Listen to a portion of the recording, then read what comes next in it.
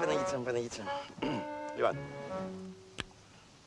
αγαπητοί μου συμπολίτε, είμαι ευτυχής που αναπνέω των ζωοκτώνων, των ζωογόνων αέρα της ωραίας μας Πλατανιάς. Άρθρον πρώτον, έργα διάφορα και ποικίλα. Πω τι έχω να σας φτιάσω.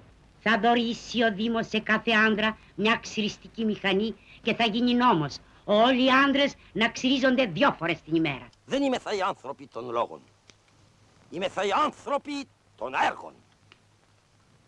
Θα σας εξαφανίσομεν. Θα ιδρύσω σχολή οικοκυρικής και κάθε άντρας για να παντρευτεί θα έχει δίπλωμα σχολής. Σύνθημά μας είναι ένα.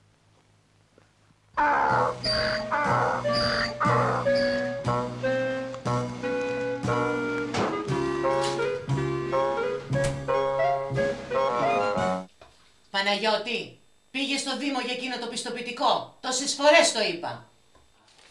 Πότε να πάω βρεσία με το χαμό που γίνεται.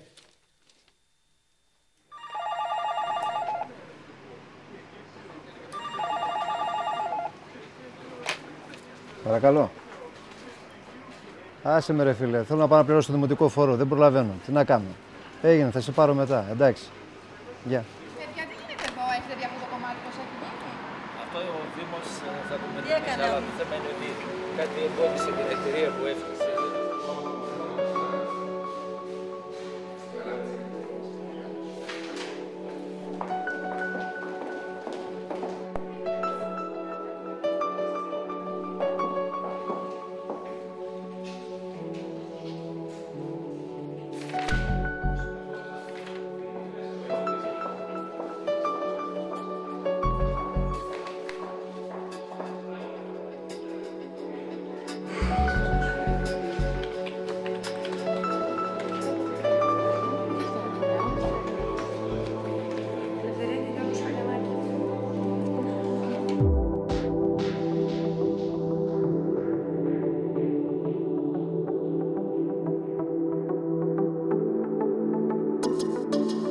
Πάρτε μέρος εδώ και τώρα στην εξοικείωση και προσαρμογή του προγράμματος κατάρτισης των ερετών.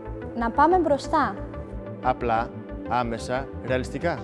στις νέες τεχνολογίες πληροφορικής και επικοινωνιών.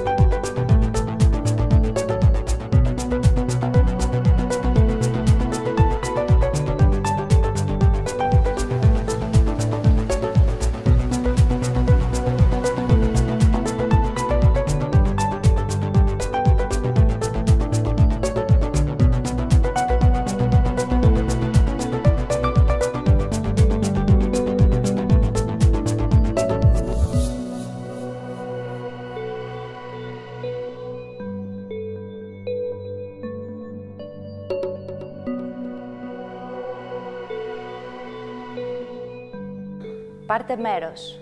Για το Δήμο μας και τους δημότες μας.